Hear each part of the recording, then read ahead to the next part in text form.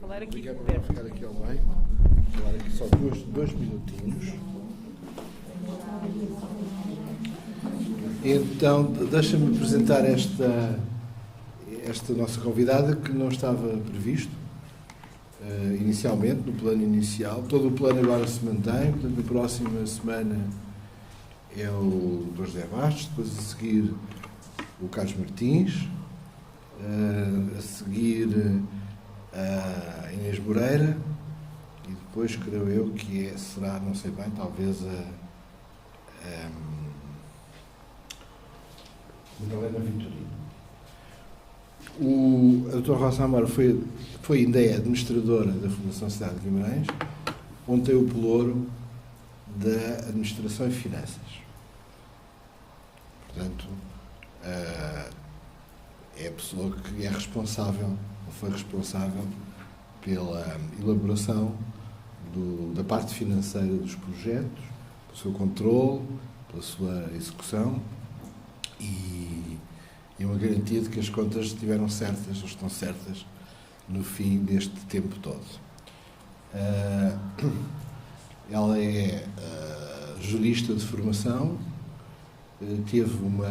tem no seu currículo passagem por organismos do Ministério da Cultura, ligados ao património, portanto, onde foi vice-presidente do IPAR, portanto, tem uma experiência de gestão na área da cultura e, sobretudo, da gestão deste lado, do lado dos mecanismos financeiros, jurídicos e administrativos.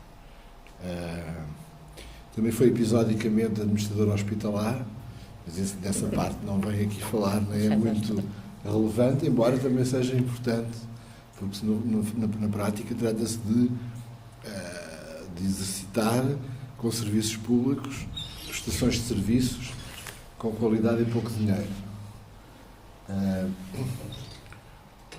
Ela vai fazer uma apresentação. Durante a apresentação, não sei se prefere só falar no fim, discutir no fim. Não, podem interromper e fazer Podem interromper se houver alguma questão. Depois faz um pequeno intervalo. Depois podemos conversar. Tem só o Clube dos Fumadores, portanto precisa fazer intervalo para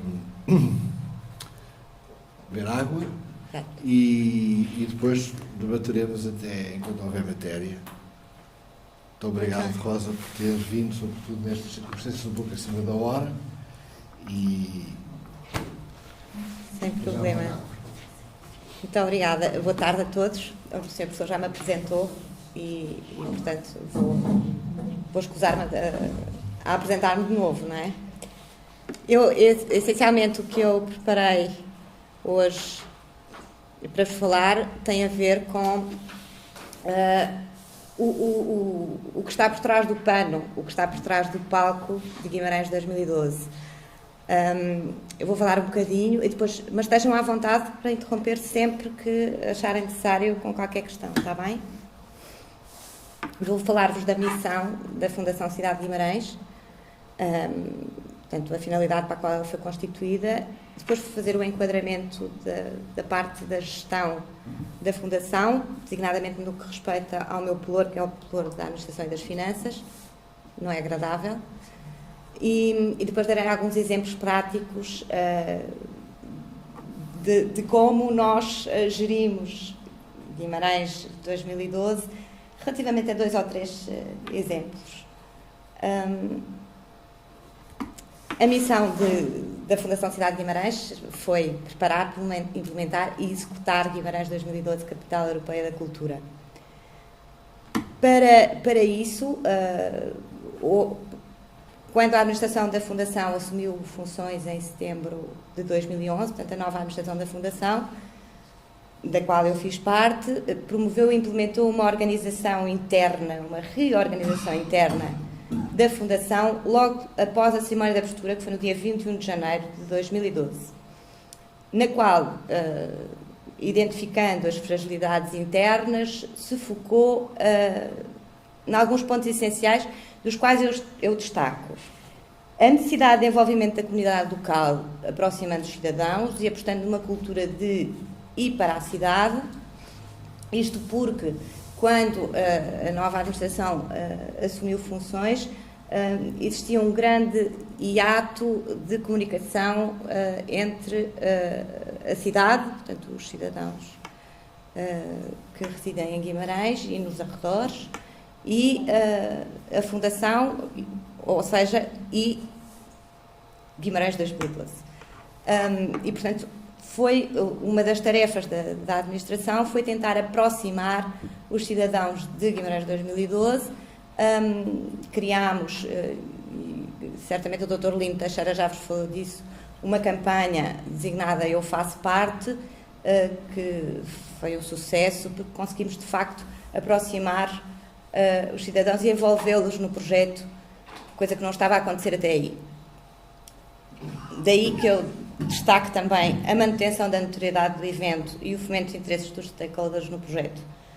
Nessa reorganização foram extintos cargos, reorganizadas funções de acordo com as necessidades identificadas e distribuídas responsabilidades aos administradores da Fundação por dossiês, coisa que até à data não tinha acontecido. Ao longo do ano de 2012, realizaram-se mais de 2.000 eventos em Guimarães 2012. Por trás dessa estrutura de produção, que é enorme, num projeto desta dimensão e de tudo o que essa estrutura de produção também envolve, há um enorme trabalho administrativo e financeiro que tem que ser feito. Desde logo, o Guimarães 2012 foi um programa apresentado no âmbito do CREN e, portanto, foi necessário apresentar e aprovar todas as candidaturas ao ano 2, 23 candidaturas aprovadas, e ao Instituto de Turismo de Portugal na área da comunicação, que também foi financiador de Guimarães 2012. Por outro lado, foi necessário garantir a transferência do capital fundacional, tanto do capital do qual resultou a criação da Fundação, assinar protocolo com a Câmara Municipal de Guimarães e depois concretizar vários apoios, como os que estão aqui exemplificados, a RTP, a Fundação Carlos de Gulbenkian, o Continente, a Embaixada do Reino dos Países Baixos relativamente aos músicos da Fundação Orquestra Estúdio, já falarei mais tarde da Fundação Orquestra Estúdio, e o mecenato de negociação e associação e assinatura de protocolos. Querem que eu interrompa ou posso continuar? De facto, a gestão administrativa e financeira de um projeto desta natureza, que é de difícil desassociação, portanto, administrativa e financeira estão quase sempre ligados, implica desde logo liderar equipas e motivá-las, por forma a conseguirmos uma eficaz concretização do projeto. Isso é uma das coisas mais importantes na vida de um gestor, quando chega a algum sítio, é motivar a sua equipa, saber liderá-la e conseguir que as pessoas façam aquilo que às tantas nem sabem que conseguem fazer. Vejamos os passos em concreto em cada caso da Capital Europeia da Cultura. A cada um dos programadores, portanto, de cada uma das áreas, música, artes performativas, arte e arquitetura, comunidade, pensamento, foi atribuído inicialmente um determinado teto orçamental. De acordo com esse teto orçamental, cada programador apresentou uma proposta à administração. A administração analisa a proposta, aprecia, adequa orçamentos, dando resposta a essa proposta do programador. O que acontece é que nem sempre a administração concorda com o programador e vice-versa, e depois aí, às vezes, as coisas complicam-se um bocadinho, mas tudo se resolve. E tudo se resolveu bem em Guimarães. Depois temos a fase da consulta e negociação de cada um dos fornecedores. Porquê? Porque num só evento, numa só apresentação teatral, numa só apresentação da Fundação Orquestra Estúdio, podem existir dezenas de fornecedores. Em relação a cada uma dessas consultas, tem que ser feita uma adjudicação, portanto, uma decisão de adjudicar e uma elaboração de contrato. E depois é preciso apreciar os relatórios de execução, como é que correu, como é que não correu, conferir faturas. Essa parte já nem pus aqui, da conferência de faturas, do pagamento efetivo, tudo isso. Em simultâneo é preciso também assegurar a legalidade dos processos. portanto, controlar a aplicação da lei em cada caso concreto e, na dúvida, o que um gestor deve fazer nestas alturas é sempre pedir um parecer jurídico. Sempre que tiver uma dúvida, é pedir um parecer jurídico para que possa cimentar a sua decisão e ficar mais sossegado. Por outro lado, é necessário um acompanhamento constante e sistemático da execução orçamental, por forma a garantir o estrito cumprimento do orçamento, não permitido derrapagens, porque é natural que as pessoas envolvidas na programação não tenham competências de gestão, e para isso é que servem os decisores e os gestores. É precisamente para zelar porque as coisas correm bem e estão enquadradas orçamentalmente e são, do ponto de vista legal, corretas. Vou-vos dar um exemplo prático relativamente àquilo que acabei de dizer e que tem a ver com a constituição da Fundação Orquestra Estúdio, um projeto muito querido, no meu caso pessoal, que eu acompanhei praticamente desde o início. No projeto, para ter uma ideia do que é que está por trás da constituição da Fundação Orquestra Estúdio: audições, portanto convite e contratação de cada um dos júris, contratação de músicos de várias nacionalidades, no caso deles 55 músicos efetivos na orquestra, com vários tipos de contratos, para vários tipos de instrumentos musicais e para os naipes, portanto os naipes são o conjunto dos músicos, também têm contratos especiais. O secretário da orquestra, isto tudo muitas vezes com processos de recrutamento naturalmente por trás, o arquivista, que é quem trata de todas as pautas dos músicos, o chefe de palco e o ajudante técnico, os instrumentos musicais da orquestra, que foi preciso também, aí neste caso, uma forte intervenção do gestor, porque tudo apontava para que os instrumentos fossem adquiridos, mas foi necessário repensar essa situação, porque a orquestra era um projeto muito pontual, portanto, terminaria como terminou em dezembro de 2012, e, portanto, não se justificava a Fundação Cidade de Guimarães ir adquirir instrumentos musicais que depois teriam que ser vendidos por um preço muito inferior. E, portanto, não fazia sentido. Estes instrumentos foram alugados. As instalações da Fundação Orquestra Estúdio, porque os músicos tinham que ter um sítio para ensaiar com os respectivos maestros, o transporte dos músicos quando os ensaios não eram... Eles eram muitos, eram 55, portanto tinha sempre que haver autocarros, contratação dos autocarros, porque nós esquecemos que as coisas não aparecem ali feitas, têm por trás, por isso é que eu digo que estou a falar por trás do palco, não é? Porque há muitas e muitas ações por trás de cada ensaio, de cada exibição. Até a indumentária dos músicos exigiu a nossa intervenção. Esta é a nossa orquestra, a Fundação Orquestra Estúdio. Este foi um dos casos em que a orquestra saiu à rua, por várias vezes saiu e interagiu com a comunidade local e foi também muito bem recebida. Outro exemplo prático. O programa de voluntariado, que foi um pilar fundamental para um projeto desta dimensão, logo no início contou com mais de 1000 inscrições e teve 500 voluntários em permanência. Havia duas opções para a administração decidir: ou recorrer a um outsourcing ou recorrer a pessoal interno, que foi o caso... No caso concreto da Fundação Cidade de Guimarães foi o que aconteceu e que a administração não se arrependeu, correu muito bem. Implicações por trás de um programa de voluntariado, e estas são muito poucas, porque não dá para pôr aqui todas. A elaboração de um regulamento, porque as pessoas têm que perceber como é que vão atuar durante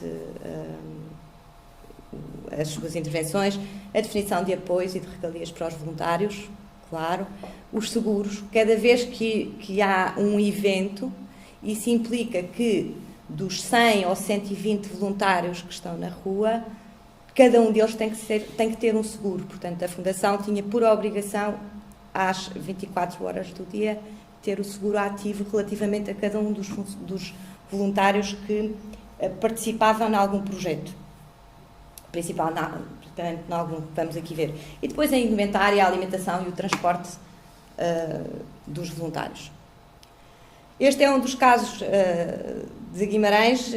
Aliás, todos os espetáculos de rua dos Furgavalos tiveram participantes voluntários. As pessoas que estão dentro da roda são voluntários da Fundação Cidade de Guimarães, tal como os que moviam o cavalo no meio destes milhares de pessoas.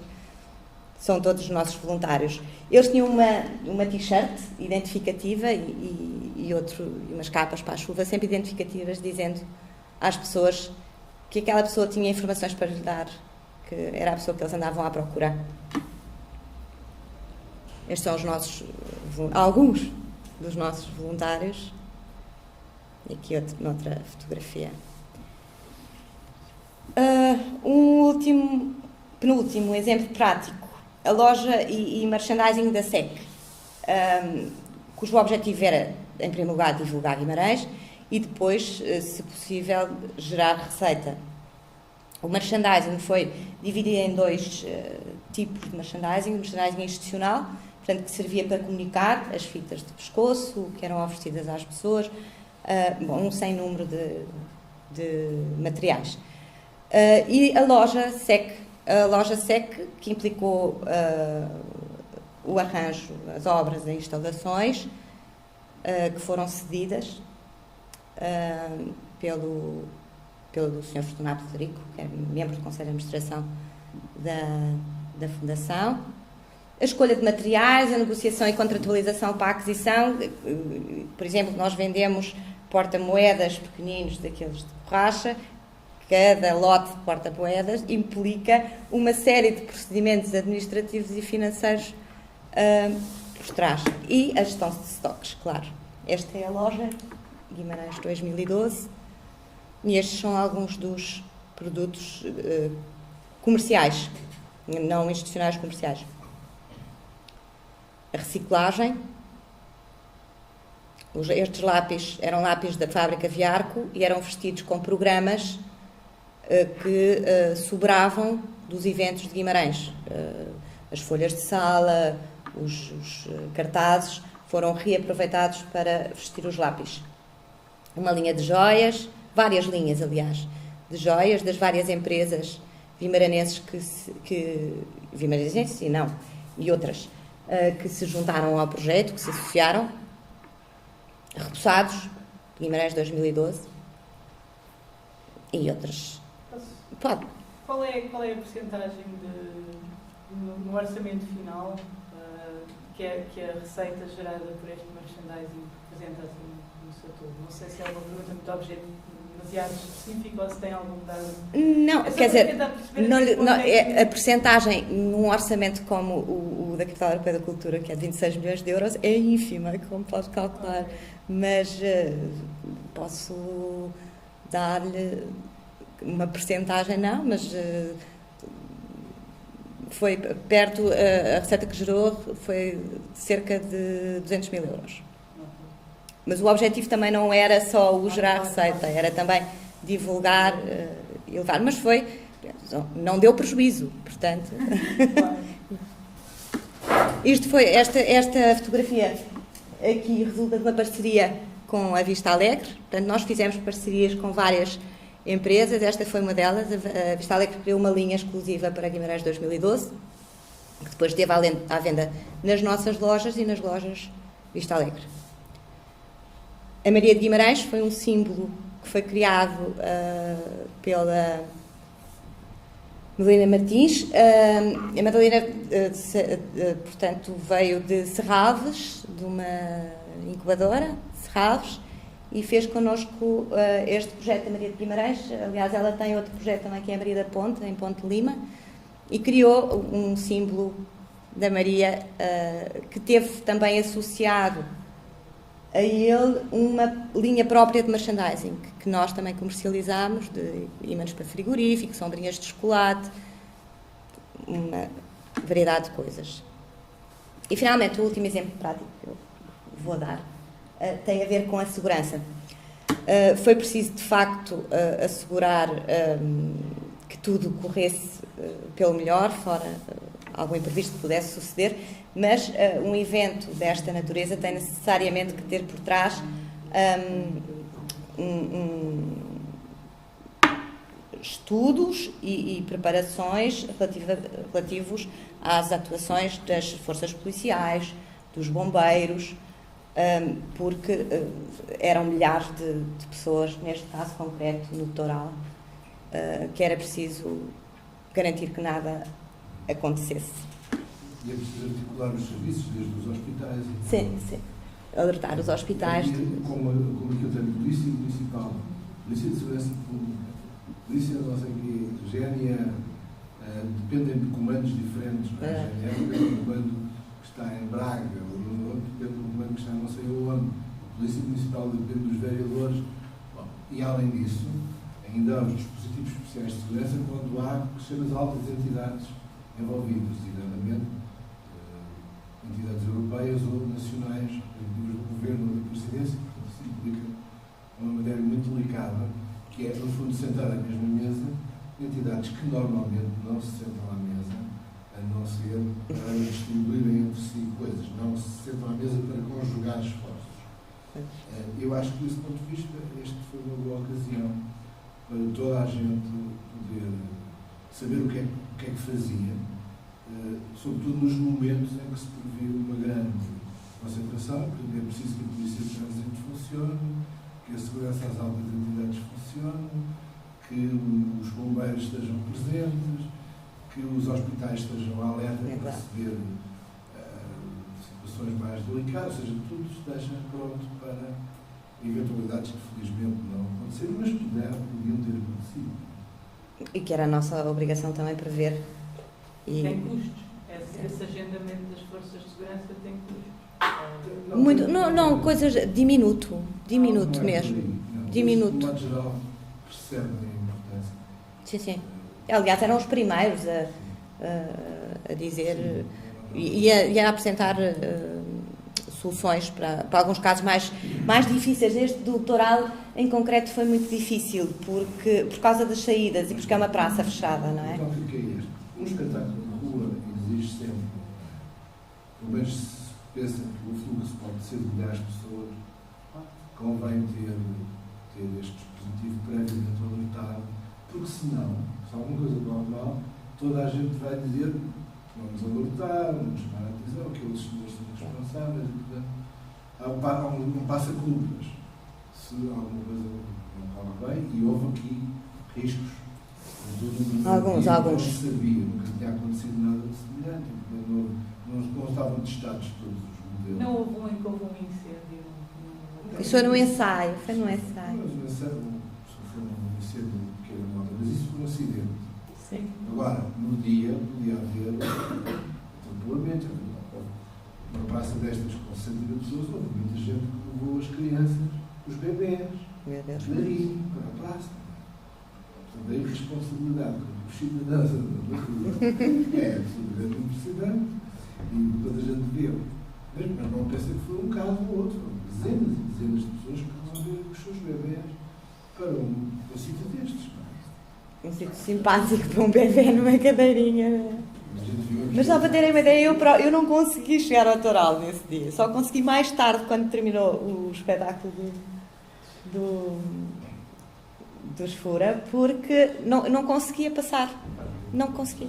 Eu e a doutora Francisca Abreu, outro membro do Conselho de Administração, ficámos num café pertinho do litoral, sim, víamos o cavalo e víamos o Transformer lá ao fundo, mas não conseguimos lá chegar porque era, de facto, e pronto, e isto tem riscos, mas que são, à partida, a maior parte deles calculáveis e, portanto, evitáveis, não é?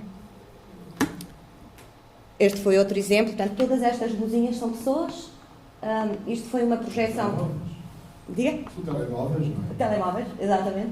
Isto foi também no Toral, na fachada do Hotel Toral.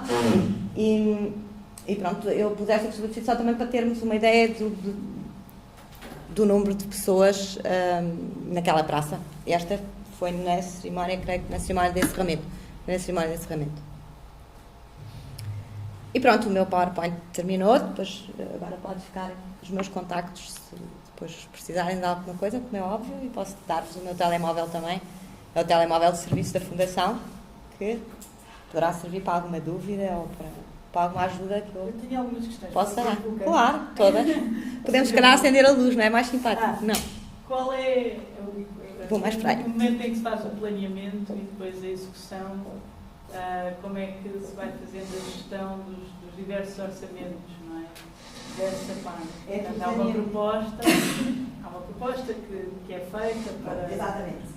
Não sei se está a perceber a linha da pergunta. É tentar perceber como é que se vai fazendo a articulação entre aquilo que se planeou num certo tempo e aquilo que se vai executando à medida e vai ter que ser adequado, sim, adequado. Como é que é feita essa articulação entre esses dois projetos? Tem que ser através de uma comunicação muito fluida entre a administração, no caso concreto, a direção administrativa e financeira e o programador, ou quem o programador indicar. O programador também, os próprios programadores também têm equipas, no caso de Guimarães do Mercador. E, portanto, também foi preciso contratar essas equipas, também está em outro trabalho, e os próprios programadores. O que acontecia muitas vezes em Guimarães, nem sempre os programadores estavam todos os dias em Guimarães, mas tem uma equipa que faz a ligação direta entre o programador e a direção administrativa e financeira e a administração, ou comigo, ou os professores não serão todos os no caso concreto dos administradores executivos, e que nós vamos acompanhando e a direção administrativa e financeira vai sempre vendo e verificando cada proposta se estava. Às vezes o que acontece, agora vou voltar aqui um pouquinho atrás, o que acontece às vezes é que no início estava programado fazer-se de uma determinada forma e depois acontece que não se faz dessa forma ou se substitui um projeto. Isso é possível substituir projetos, no entanto, no caso dos fundos comunitários, pode implicar depois uma reprogramação da candidatura que foi apresentada, porque depois o projeto que foi feito não corresponde àquilo que foi aprovado inicialmente. Mas essa ligação tem que ser através de uma comunicação muito fluida entre a administração, a direção administrativa e financeira, o diretor executivo, que entretanto fazia também a ligação. Uma coisa é a programação, outra coisa é a administração, os recursos humanos e a parte financeira. O diretor executivo fazia a gestão da parte toda da programação cultural. E dava a sua concordância, quando era apresentada uma proposta, o diretor executivo dava-nos a sua concordância à administração de que aquele projeto estava de acordo com aquilo que tinha sido programado. Vamos imaginar um exemplo para tentar perceber. Nós entramos uma nova uma verba para a orquestra. Portanto, essa verba cobre um conjunto de despesas que vão desde as despesas com os salários dos músicos, à aquisição de instrumentos musicais, aos transportes, os seguros, as salas, um conjunto de despesas, não é? As roupas. As roupas, sim, tudo isso são despesas previstas. Há alguma margem, sempre, não é? Digamos, há alguma margem na produção. É possível poupar ali para gastar mais lá. Ou seja, dentro de cada projeto,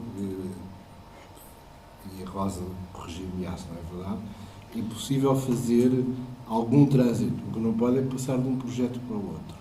Quer dizer, se o projeto é aquele, é da orquestra, tem que ser tudo gasto com a orquestra, não pode transitar ali dinheiro para a arte e arquitetura ou para outro projeto, mesmo na música, mas completamente diferente. Se há um projeto de trazer o não sei que artista tal, Guimarães, já é outro projeto, tem outro orçamento.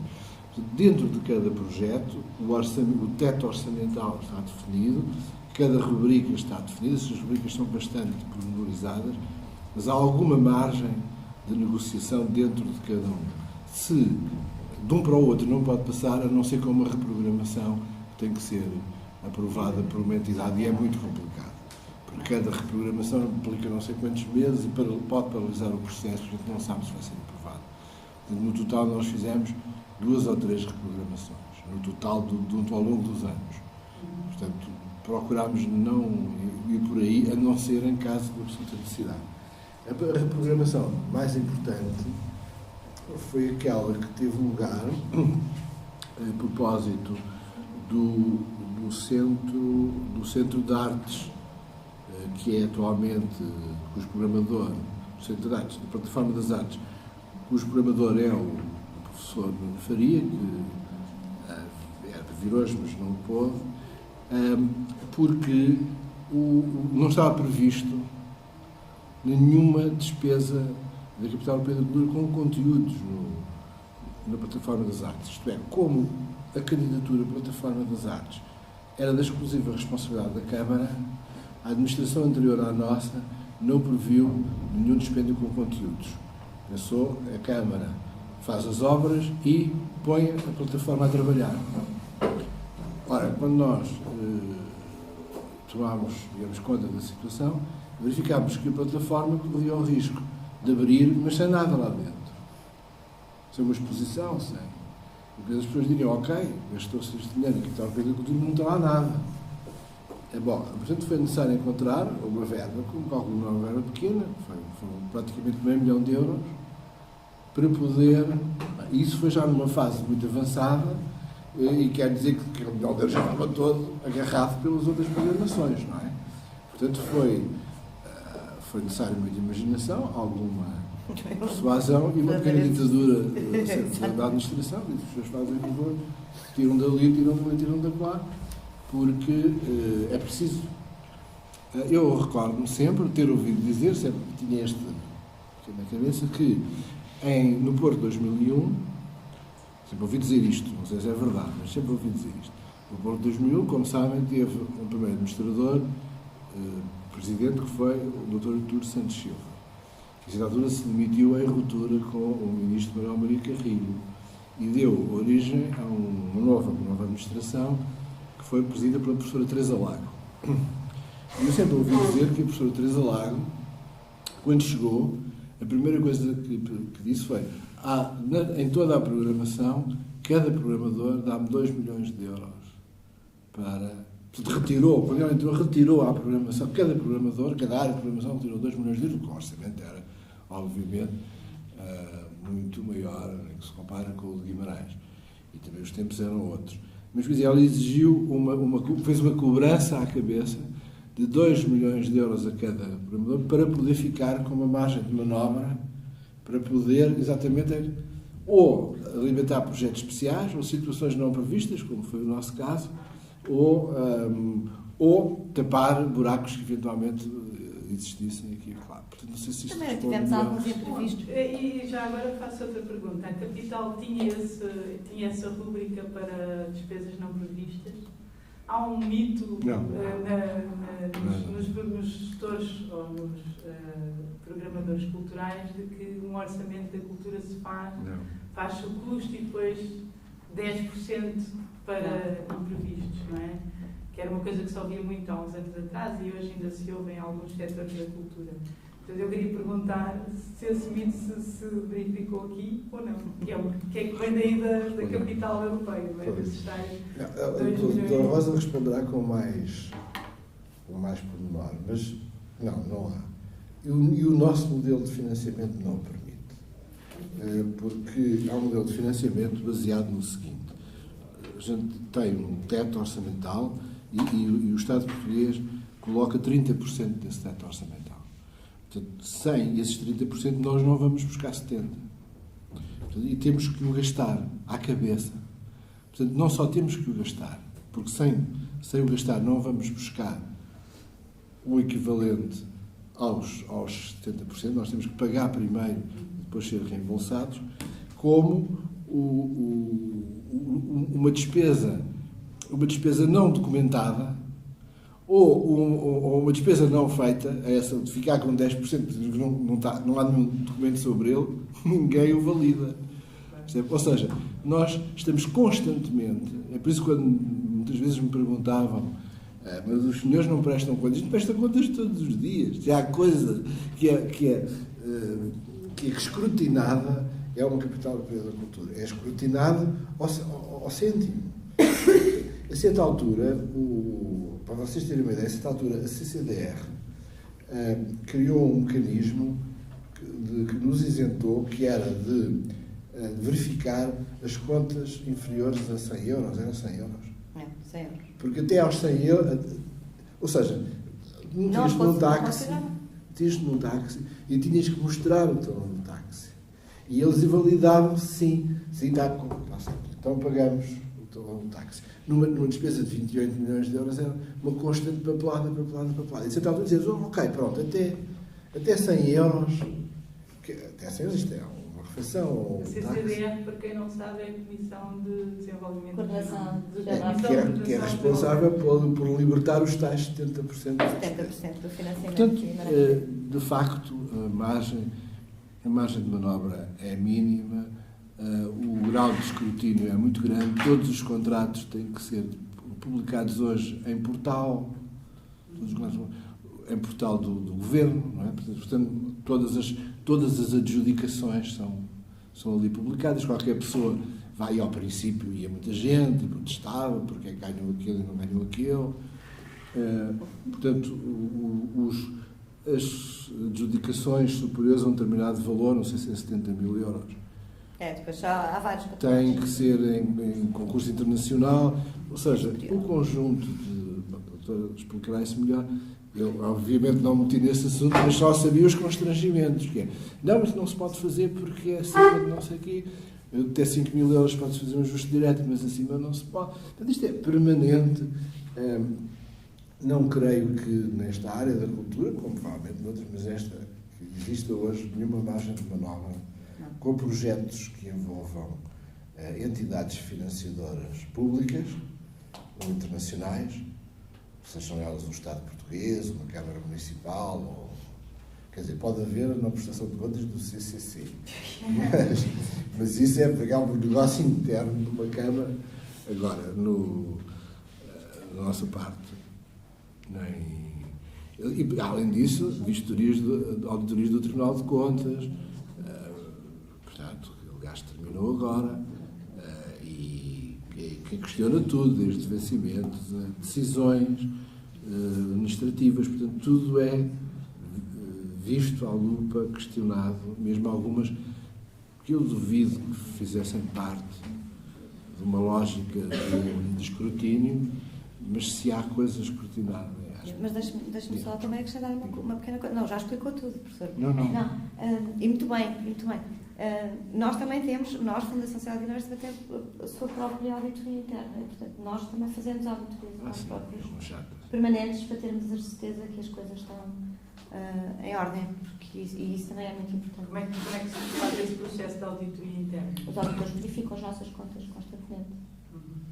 Eu tenho outra pergunta. Desde a despesa do táxi, à despesa com o estacionamento, às faturas da gasolina, tudo é escrutinado. E tem que ser justificado, não é? E é justificado, claro.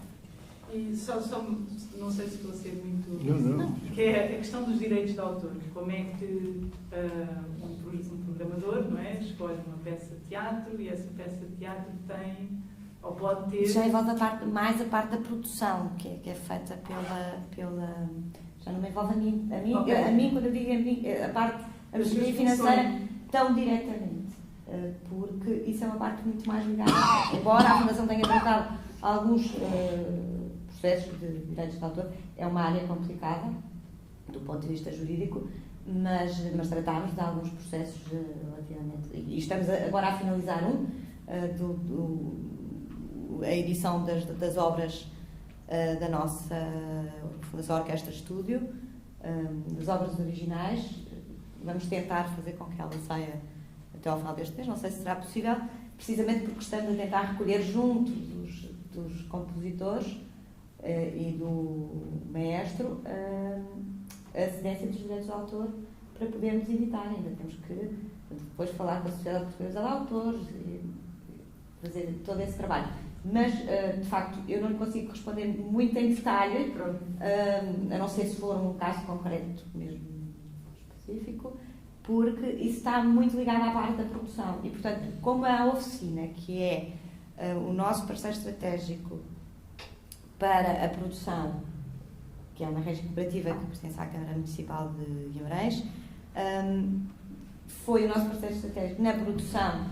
Foram eles que trataram? À partida são eles que tratam de toda essa documentação relativamente a direitos de autor. De qualquer forma, estará cá para a semana exatamente o responsável por toda a produção. Mas pagámos os direitos de autor. Sim, não podemos. Eu queria saber era o processo, como é que se faz? Há uma coisa que é, nós não podemos, nós, a entidade responsável pela realização de um evento de natureza cultural, não pode candidatar-se a fundos sem provar que é detentora dos direitos. Portanto, isso é uma coisa à cabeça. Portanto, quando negocia um contrato, tem que negociar imediatamente a compra dos direitos por um período que eu creio que é de 5 anos. Há alguns direitos alguns são mais e outros são menos. Normalmente. No caso destes projetos europeus, nós tínhamos que provar, pelo menos foi isso que foi explicado, tínhamos que provar que detínhamos os direitos por 5 anos. Isso significa negociar com os intervenientes. Com a companhia de teatro, ou quanto é que é de direitos, quer dizer, quanto é que vocês levam. Portanto, no valor global que é determinado, é X para isto, para aquilo, deslocações e tanto de direitos. Depois, caso a caso, há casos em que agora, tem que estar sempre ligado uma cedência de direitos por um período daquela entidade que comprou os direitos. 1 ano, 2 anos, 5 anos. Isso foi particularmente complexo no caso do cinema, porque aí alguns dos realizadores internacionais não estavam muito virados para a ideia de ceder os direitos e quando nós dizemos ceder os direitos não há filme, por simplesmente. Ainda deu algum trabalho, já não pôde dar. Essa foi muito complicada. Isso e aquelas exigências que são também burocraticamente complexas de exigir, mas não se pode fugir a elas, que qualquer entidade tem que provar que tem os impostos em dia e a Segurança Social paga. E aquilo da Segurança Social tem um valor por 1 mês ou 2 meses, não sei. Portanto, tem que estar sempre... Não, são 6 meses. O valor a validade são 6 meses. Agora são 4. Agora são 4. São 3. Pois, a validade é relativamente pequena. Eram 6 meses, que era uma que era outra, mas a partir, acho que foi agora Mas foi agora, né? Foi agora há pouco tempo, começaram a sair com a validade de 4 e de 3 meses. E qualquer dia sai essa validade. É para a data, porque ninguém garante que a pessoa no dia a seguir não tenha uma execução fiscal ao marido. Coisa impossível. Eu recordo, fica aqui entre nós, não conto isto a ninguém. Então tem que se desligar. Mas recordo, eu retiro os nomes, mas um programador, um dia chegou ao pé de mim e dizia assim: venho apresentar a minha demissão. Disse, ok, mas porquê? Porque não consigo que o meu programa seja feito, não por incompetência minha, mas por impossibilidade burocrática. Há um conjunto de regras delirantes que funcionam aqui e que